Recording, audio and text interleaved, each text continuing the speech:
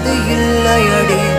கண்ணீர் ஒரு வெண்மேகம் வீழாமல் இருப்பதும் இல்லையடி